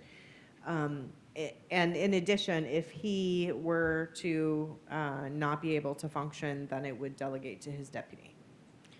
I heard what you're thinking also, and when I went through it, and it specifically gives us that three of us have to be incapacitated, and there needs to be some kind of a process in place that in the event that the board can't be answered, that there is an opportunity for the superintendent to continue.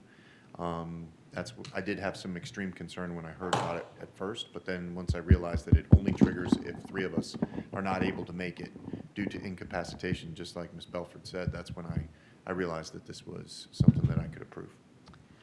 I hear what they're saying, but I don't see anything written that says that. Oh, this is so much louder now. Thank you, sir. All it says in the write-up here is the delegation of authority will only be implemented if school board meetings are canceled and expires upon the next occurrence of a regular school board meeting. It doesn't say anything about, I don't see anything about what Ms. Belford is saying. There is no attachment on here at the moment. Part of it also is that if we're speaking that this is what we approve, that is the intent of what we're saying. So if we say we are passing this based upon what we think to be three of us being incapacitated, that also becomes part of the intent record. I'm not comfortable. There's no attachment. It doesn't say those words. I will be voting no. Dr. Mullins? Yeah, if I'm, this agenda, I just want to clarify my position on the agenda item. I don't have a strong opinion that it is my hope and expectation that it becomes unnecessary to have such an arrangement. The item was put on the agenda before the more recent flexibility provided by the state to not have to have an in-person quorum for the board, that board members can call in or attend the board meeting virtually, and their participation counts towards voting rights on the board. So even if a board member were to become ill and couldn't attend in person, they could attend virtually and still render their vote so we can maintain business. In the unlikely event that more than 3 members of the board became so incapacitated that they couldn't participate even remotely on a board meeting, that seems tremendously remote to me. But I am not, this is not I like the accountability. I like the democracy of the board voting on items. I don't have a strong position to insist that the board, make this provision. So if the board isn't comfortable with the current recommendation, but interested in other provisions that would ease the comfort of the board, we could certainly work with Mr. Gibbs on language and bring it back to the board at the next board meeting. Or we can just amend it to say exactly what you want it to say now. You can table it and we can revise it. I will point out that it does say that the board does at the next meeting bring everything that's done without board approval for ratification at the next meeting. That does occur. If you're still not comfortable, you can table it until the next board meeting and we can work on the language with guidance from the board on what would make everybody comfortable. Or we can amend it to say it is to include the 3 that is not in there, and that can be brought back to us. Yeah, this is something I'm extremely passionate about. I think I saw quickly the board lose its entire authority in a matter of one order from the governor, and then reinstated again, and I'm very uncomfortable with this. We've been elected by the public. It's our form of government. I'm very proud of the way the state of Florida does business and running their education, and something like this changes that. It changes the people's oversight, input, and gets it all to one individual. Again, Dr. Mullins, this is not about you personally at all. It's more about our authority and us turning it over. If I may, Madam Chair, I wanted to refer us all back to an email I sent everyone last week. I did a little research on the superintendent's emergency powers, and that might make us feel better about the situation with or without this particular action. It's policy 0132, and I just pulled out a section of it because it includes lots of things on our executive power, but there is this section that says the superintendent shall be delegated the authority to take necessary action in circumstances not provided for in board policy, provided that such action shall be reported to the board at the next meeting following such action. And the next paragraph states, the superintendent, in cases of emergency, may suspend any part of these policies and/or procedures, provided that the superintendent shall report the fact and the reasons for such suspension at the next meeting of the board, and provided further that the suspension shall expire at the time of said report unless continued in effect by action of the board. So I'm assuming that really it's actually kind of a redundant policy. If, for example, the superintendent, a need were to arise in our certain circumstance that we're in right now, and we couldn't convene a board meeting quickly enough following our sunshine laws that are still in place, emergency meeting or whatever, this would give him the authority to go ahead and approve, let's say, a purchase over $50,000 or something like that if it was necessary, and it would still come back to us that we could. Does that make sense? So this policy actually, it kind of makes this particular recommendation redundant, it seems to me. It seems like it's already taken care of in that policy. Right. Mr. Susan. And thank you for that.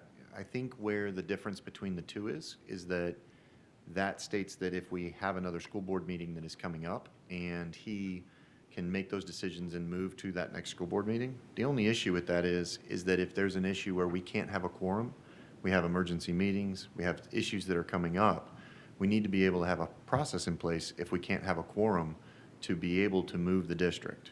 And that's when I heard that if there were 3 of us that were not able to call in, that weren't able to attend, that is an extreme situation that, as Dr. Mullins stated earlier, is such a low probability. But in the event that happens, we no longer have a quorum for a meeting in a couple of weeks. We may need to have emergency meetings within a couple of days. Situations could drastically get worse. So the opportunity to fix that and to move forward with a policy that gives our district the opportunity to continue to move while that's going on, I think is why I supported it. And I think that if you look at that policy or that statute that you were referring to, it refers to the next meeting. But if there's a situation where we can't get a quorum at this meeting or the one in reference, then you may not be able to get one at the next meeting. And there may be a whole lot going on in between there that I would be concerned about. I am also, Ms. Deskovich, huge on having the people be represented. I just know that there's some times in history where there needs to be an opportunity when we cannot perform ours, that the district has an opportunity to continue to perform theirs. That's all. I just want to say that. Thank you, Mr. Susan. Any additional board discussion? Just to reiterate that what we're voting on isn't what right. Mr. Susan is. So I feel like this needs to be, okay, well then I'll let you. But would you want to amend it this evening and then hash that out this evening, or I would like to set intent that we do not want to pass this policy unless it is that 3 of us are incapacitated. It does not reference inside there. So I would make a motion, I'll do it now, make a motion to amend this to include that if 3 board members are incapacitated, that this would kick in. May, Aye. We have a motion on the floor, so we have to have a second before we can open for discussion. I will second. So we have a second on the motion that will open for discussion. Ms. Deskovich. So that amendment is this plus that. You're not overriding this. You said to include. So you want to pass this, not a policy, it's a action? What would this be called? We're not creating policy here. This is anybody? It's a signature authority. Okay. That says that we will delegate authority only when school board meetings are canceled because, or also, like, there's a lot of, I'm very uncomfortable with us moving forward tonight with a lot of words. Usually we nitpick and fine tune exactly what we want things to say, especially when we're going to change our whole, the way money gets spent here. I think we owe it to ourselves to put a little more thought into this. I would reference that Mr. Gibbs's recommendation was to table and refine, but I will leave it up to you all to go the direction you would like to go. Mr. Gibbs, at what point can you ask for a table when there's a motion and an amendment on the floor? You can deny the amendment, come back to the original, and then deny that and table it. There was a second. There was a second, yeah. You would say no on the amendment, and then just table the original item to a date certain, so that you're sure it comes back on that date. If you just table it, then someone has to untable it. I can't make a motion to table right now because we have an open motion, right? So you We have would to kill the vote. deny the amendment, and then when it comes back around to the other one, you would table the original motion. Madam Chair? Yes, Before we Councilor close the Campbell. discussion to vote on the amendment, or, up, down, or sideways, I just want to remind us that our next board meeting, unless we have an emergency meeting, is in 3 weeks. Whatever we choose to do, just be reminded that things are changing day by day. And we just need to be comfortable with that if we put it off for 3 weeks and something were to happen and, there's something that we need to get in a hurry, especially when regarding technology needs or whatever, we wouldn't have anything in place except for we have policy Our emergency 0132, which, and we're certainly in a state of emergency at the time, the superintendent could act under that authority. And may I state also that this is in reference to specifically to the coronavirus. Right. It does not give a supreme authority for here on from all the other issues that are coming through, so. Any additional board discussion before I call the question? Can I go for a clarification on that amendment to Ms. Deskovich and to include that when we amend it, it is to include that this does not kick in unless there are 3 incapacitated board members. So this would not kick in at all. So not and if, or, and everything else. That is, this will not kick in unless my amendment says 3 board members are incapacitated. And then this kicks in only for the coronavirus in the event that he needs to purchase things that we can't get together to give him the approval to do. So when we were saying that we might be concerned about people in the future, this is specific to this one, to Dr. Mullins, to the next month. It is and it isn't, Mr. Susan, because what we're approving is not the discussion, we're approving the recommendation. And the recommendation simply reads, delegate the School Board of Brevard County, Florida's approval and signature authority under Board Policy 6320, Procurement and Contracting, to the superintendent or designee in the event school board meetings are canceled. So I think that's where the issue is that we're approving or denying the recommendation, not the discussion item, and there's a lack of clarity in the recommendation. Right, where it references in response to. It gives that intent to, in response to, this is coming. Only in the discussion, though. Right, and if we not on the. approve, they're gonna come back with it cleaned up for us at the next meeting. Yeah. Any additional discussion? Again, why do we need any of this if this happens, he can invoke that policy at any time? Is that correct, Mr. Gibbs?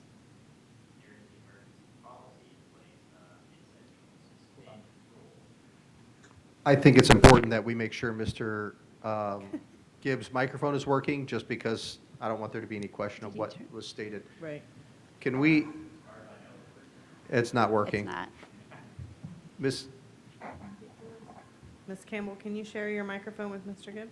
I don't know, I've been breathing on it all night. hold on, let's model our.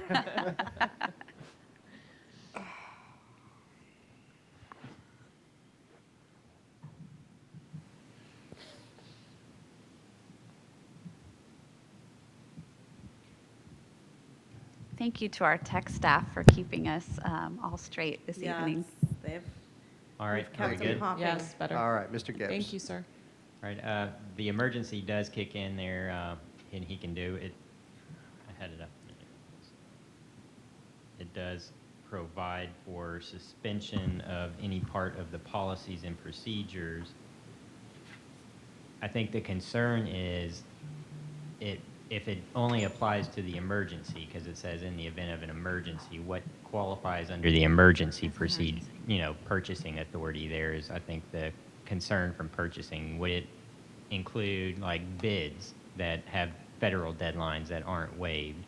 Not necessarily related to the emergency, it's general business that needs to take place. I think that was what they were looking to encompass in there if the board's not able to meet. So if it's not directly related to the emergency, if he doesn't need to make a purchase only for the emergency, it's general business, would it be covered by that policy is the question they had. I don't really have an answer whether it would cover every single purchase the district wanted outside of an emergency. So if we had a deadline that was going to save the district $12 million, but it's not an emergency related item, can the superintendent invoke that policy to purchase that versus, if you grant him the authority to and then bring it back to the board when it can meet again for final approval, it wouldn't hold up those types of purchases. I would think a state of emergency declared by our governor and by our president would put anything under, can be qualified under emergency. But not only that, it puts the superintendent in a position where he is very careful, where he is going to double, triple, quadruple check, because he's not only going to be questioned on the purchase and the signature, he's also now going to want to make sure that it falls in the emergency category. So I'm just holding my ground on this one. So I will remind the board that we have motions on the floor to approve the amendment that Mr. Susan brought forward. Lacking further discussion on the amendment specifically, I will call the vote. Do we do that voice vote? If you give me one moment.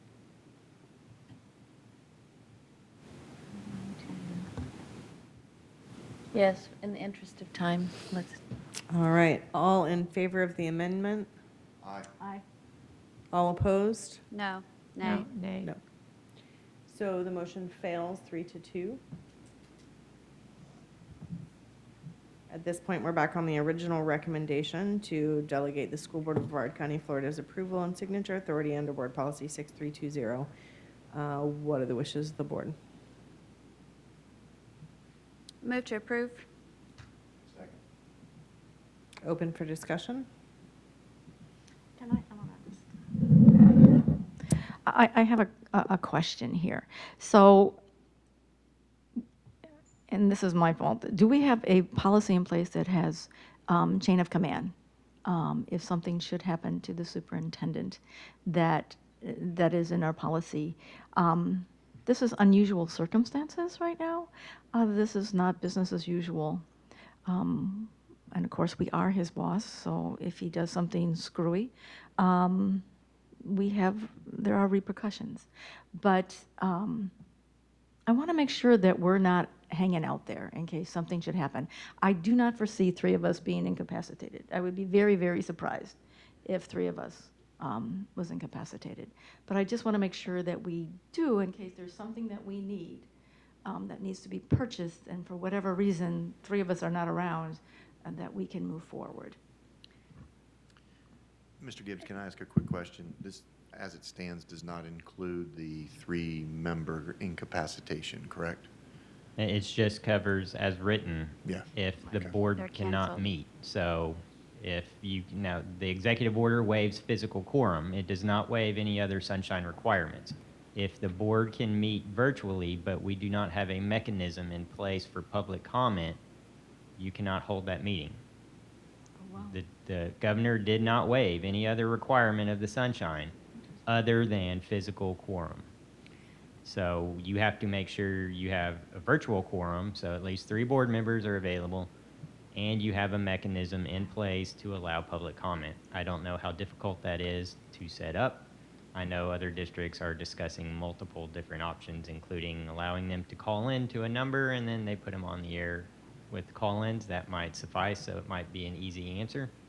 I cannot answer that, how easy it would be to arrange for our district. But it would, right now, it would cover everything if the board can't meet. If the governor simply says, everybody's staying home. If the public isn't allowed to come to a board meeting and we don't have a mechanism for them to communicate from home, you cannot have a meeting. Ms. McDougall's question, though, was, is there the chain of command for Dr. Mullins, I think? Like, if you're man down, who then takes over your role? And I think that's the deputy. Designee, according to policy. He can designee anyone, correct? And it's usually the deputy. Ms. Campbell, I think you were trying to speak. Yes, I wanted to point back to the recommendation right now, which is school board meetings are canceled, and technically that was issued last week. All school board meetings are canceled to the end of the fiscal year. Am I remembering that order? I know there's been recommendations since then, and we can call emergency meetings. Tonight wasn't necessarily an emergency meeting, but there were definitely timely things that needed to be done because we have deadlines and due dates for different things that we were voting on tonight, and they took most of the the non-essential things off. But, the governor did say in the executive order, school board, or maybe it was a DOE recommendation, I can't remember. We've had a lot of things in the last week. School board meetings are canceled. So unless we have a really good reason to have one, and we probably will because we've got construction projects coming up, things that can't wait. We just need to consider that it's very likely what Mr. Gibbs said a little while ago, that we get in a situation where we can't have a school board meeting. I just wouldn't put it past our uncertain future. Ms.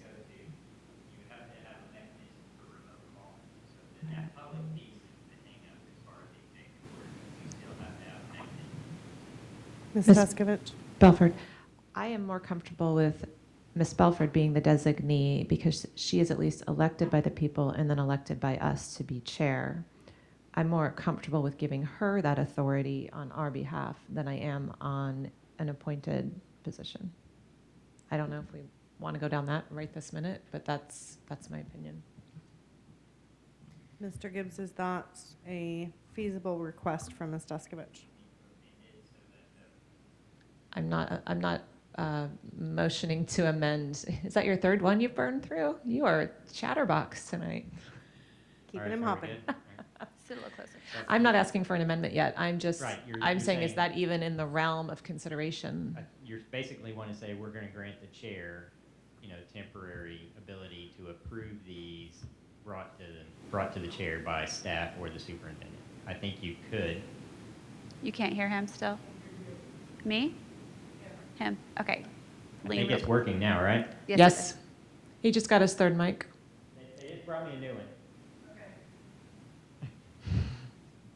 So I think you can designate the chair if you wanted to, and then it would come to the next board meeting for everyone to for approve after that. ratification. Right, the next available board meeting, if that's the route you wanted to go. And if the chair's not, then the vice chair, and if the vice chair's not, then who?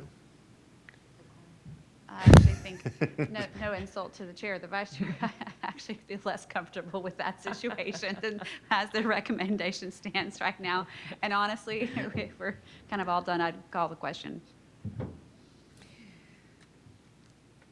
So I'm going to remind the board that what we are voting on right now is the recommendation to delegate our approval and signature authority to the superintendent. So in the event that you would like to request an amendment to this in any way, shape, or form, then we would need to vote down the approval, or we would need to have an motion to amend. And I can remove my call to question if someone was interested in tabling it. I just That's what Can I motion to table now, or do we have to wait till we vote? Yeah, you can move to table it. I move to table to a unnamed future date. Is that the correct way to? You can do unnamed, or you can just, which would just be table. You just want to Okay. table it, or you can table it for a date certain. Could she table it for no later than April 14th in the event that we need to have an emergency meeting before our next scheduled meeting? That's fine. I move to table it no later than April 14th. Is that the scheduled date for? Yeah. I move to table it no later than April 14th. All right, so I have an amendment, or I have a motion on the table to table this particular item until no later than April 14th. Is there a second?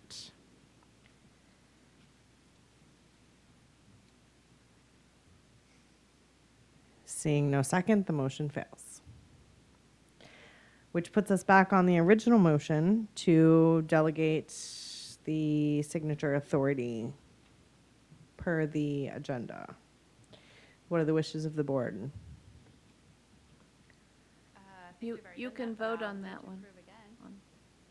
Oh, we already have the motion standing on that one. Okay, so then I will call the question on delegating the School Board of Brevard County, Florida's approval and signature authority under Board Policy 6320, and the event school board meetings are canceled.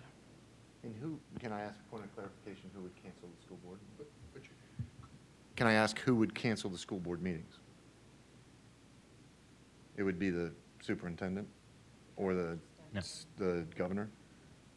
So the governor now cancels off hours, and this would allow you, in the event that the governor cancels off our school board meetings, you to do your procurement and everything else. That's what this is, correct? That's my understanding. Yep. Mr. Gibbs? Yes. Yep. Yes, or if there is no quorum. So, I mean, if the event arose where we could not hold a meeting Right. because 3 of you were incapacitated in some form, it would cover that as well. Or if we couldn't have public comment. Right, so if we couldn't couldn't, vote. yeah. If a meeting's canceled, if we cannot hold meetings for any reason, it would give that authority to move business forward until the next board meeting. It expires upon the next scheduled board meeting per the language. So as it sits right now, if you voted yes, it would give him authority from now, if we don't have one virtually, through a minimum June 30th. And if we have a meeting in July, we would have to vote on everything that he approved in those months. A lot of damage can be done.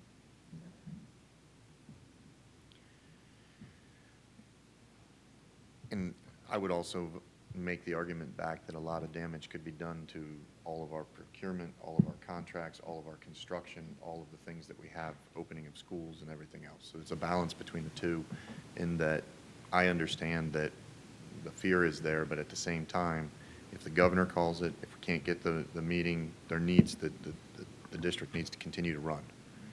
So.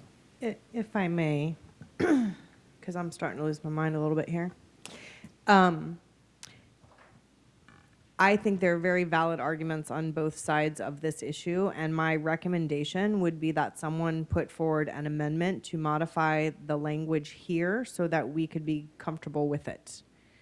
Because I understand we don't want to hastily put language together, but Mr. Susan is correct in that we could be in a real bind if we did not have the availability to have a meeting and something needed to happen. And Ms. Duskovich is very correct in my opinion as well, that there's an awful lot of leeway there, especially in today's political climate and executive orders coming down. Not that any of us have concerns about Dr. Mullins, but I think we do have concerns about that delegation of authority. We have taken an oath to serve the people of the state of Florida, right? And so I think there are legitimate concerns. Mr. Gibbs, is it appropriate for general counsel to make a recommendation on the verbiage of a motion based on your understanding of the wishes of the board? I can try and put something together if you wish, but I think that's fine. Can I ask a question? If we put in temporary, does that help at all? It already says temporary. Does it say temporary? I didn't miss that, obviously. Second line.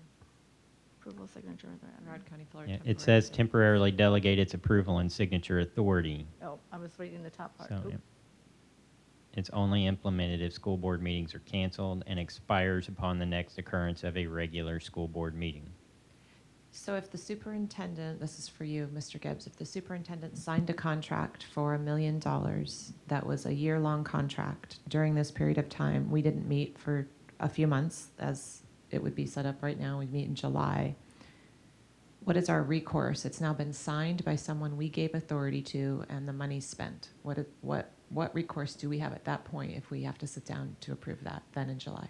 It would have to be ratified under these terms, so if it goes there, we would have to add something to that contract if the board was unable to meet for any reason that says it will be approved by the board upon the next regularly scheduled. So they would go into it knowing it could be pulled back.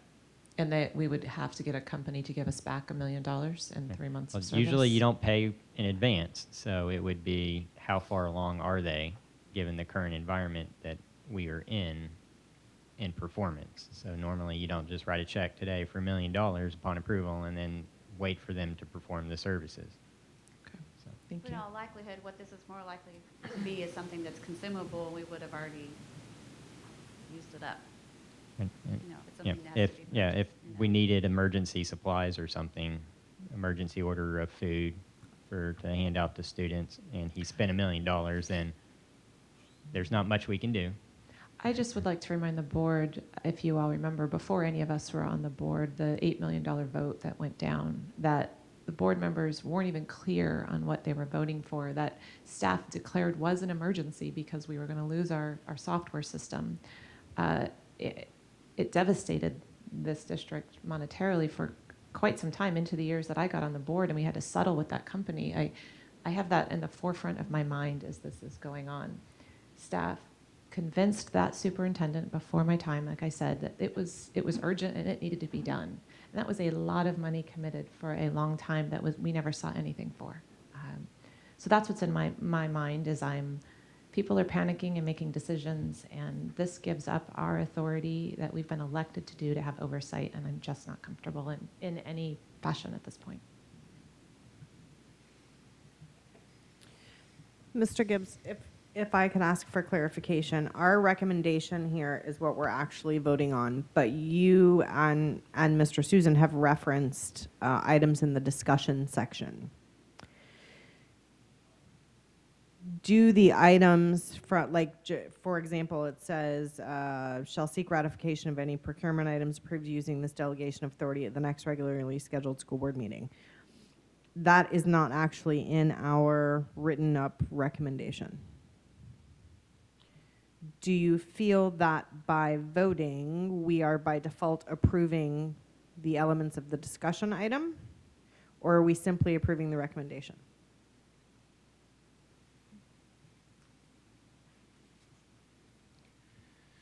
I would incorporate, if I would amend at the very minimum to incorporate items in the discussion item.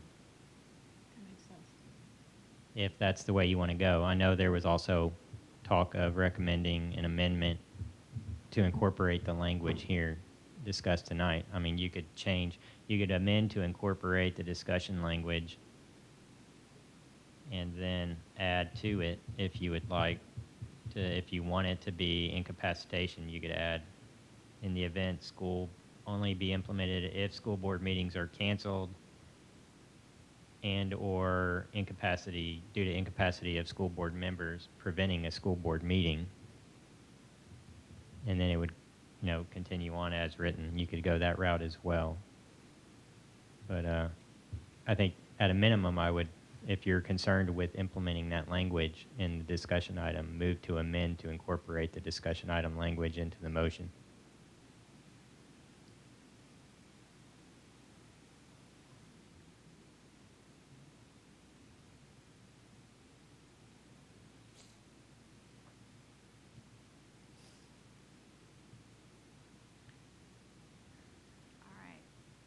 Madam Chair. Do you wordsmith it, Ms. Campbell? No, I would just simply simply recommend an amendment that we include in our vote in the recommendation, the language from the discussion, right? So Pam can copy paste that later. And also to add to the language in the discussion that says this delegation of authority will only be implemented if school board meetings are canceled or there is, help me, Mr. Gibbs, because of incapacity of school board members, we are not able to hold one. That was, I think that's what he just said, but I don't think I said it as well.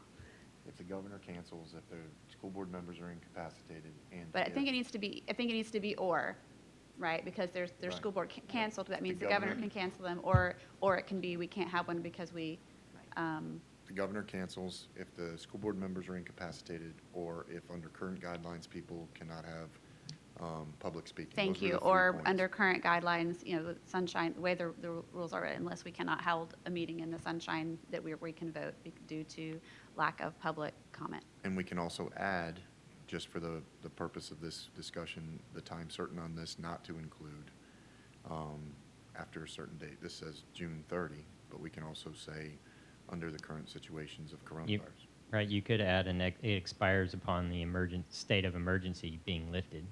Right. From And the as soon as that coronavirus. lifts, the So state that of gives it emergency. specific to this scope of what we're looking at. All right, so can I amend my amendment? Make a friend, It's getting long. have Mr. Susan make a friendly amendment. Okay. Can I make a friendly amendment to, I'd like to make a motion to friendly amend to only accept this if the governor makes it to where we can't meet, if the school board members are incapacitated, or if there is not public comment being allowed to be made, and specific to the current state of the emergency for the coronavirus. Cover it all? But do you want to include about the language in the discussion, right? Discussion language. And the discussion language. That was already. Yeah, that was already that in was already on hers. the table. He was just adding to hers. Oh, So okay. if she accepts it, she needs to accept it. Can we tweak yours to say, because, let's say. Yes. Things get all crazy, the way you specifically worded it was we couldn't have public comment. There may come a time where the governor even suspends that because we have to have business and it's not possible. I'm not So anticipating peel that, off the but, public comment. right, but that we Okay. can't have we have a meeting that we can't vote, where we can't vote because of sunshine law as it stands at the time. Yep, there it is. Did you get all that, Ms. Escobar? It's on the recording. Just gonna watch it back 12 times to get it. Do you accept the friendly amendment? I do. So you need a second. Second that one? So we have the friendly amendment offered and accepted and seconded. So, Ms. Escobar, are you prepared for me to voice vote on the amendment as presented?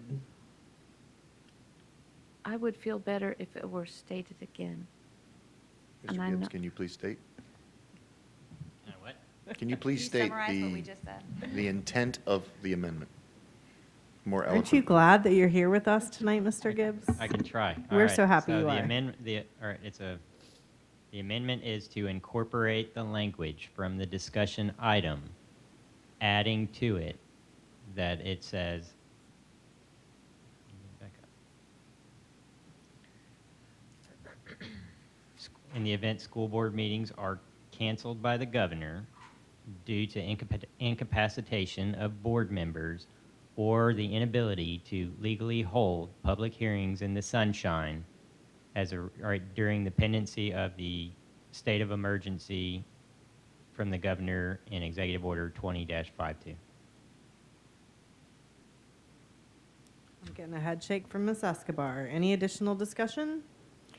I will call the question. Do you need a voice vote, Ms. Escobar? All right, all in favor, say aye. Aye. All opposed? Nay. And the motion passes 4-1. That is for the amendment, right? That is for the amendment. Yeah. Yes, for the amendment that Mr. Gibbs, he's gone through another microphone already. Amazing. Good grief, Mr. Gibbs. 4 microphones for What they Mr. say Gibbs about this attorneys is true. Yeah. week. Okay. Now we're voting on amended.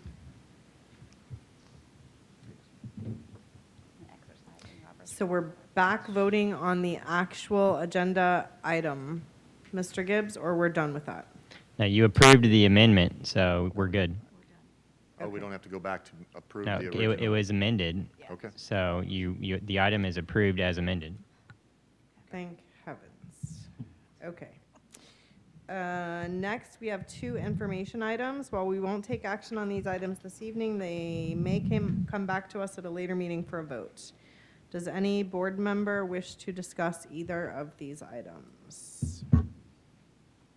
Miss Belford, you're high flyer Ms. tonight, I'm sorry. Deskovich. I'm not going to say much. I just, for those that are watching and maybe don't have the agenda in front of them, I just want us to be very public about the process with the half-cent sales tax. This is not approving that we are trying to put this on the ballot at this point. This is, which wouldn't come before us until April anyway, but this is the first sign, I think, that the district is looking in this direction, and this is the information item is just it's getting us prepared to vote next month to send the ballot language for approval from OPAGA. So it's at very early stages, but I just want to make sure the public's aware that this is on there. I appreciate that, Ms. Deskovich. And Dr. Mullins, I know you and I spoke a little bit earlier about this. Did you want to speak to this item? Is there anything that you would like to address?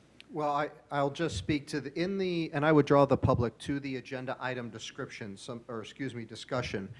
It clearly outlines what the process is that's required for the board to consider bringing forward to the voters of Brevard County the continuation or extension of the half-cent sales tax. And the requirement is that the resolution be presented to OPAGA at least 180 days prior to the referendum. So the 180-day period is approaching at the end of April. So that's why it's coming before the board for information at this meeting, and it is scheduled to come before the board for approval at the next meeting to then be submitted to OPAGA to meet that requirement. Then there would be another board action required to approve it to be presented to the Brevard County Commission for then to be taken to the Supervisor of Elections. So there are, to Ms. Deskovich's point, there are additional board actions required before this would go before voters in November. Additional board comment, Ms. Campbell. We'll have more discussion about the half-cent sales tax itself, but I think it would be later. But I think it would be good to explain to the public exactly what OPAGA is and what they do and why we have to do that. Sure. OPAGA stands for, I gotta read it because I won't get it right, is the Office of Program Policy Analysis and Government Accountability.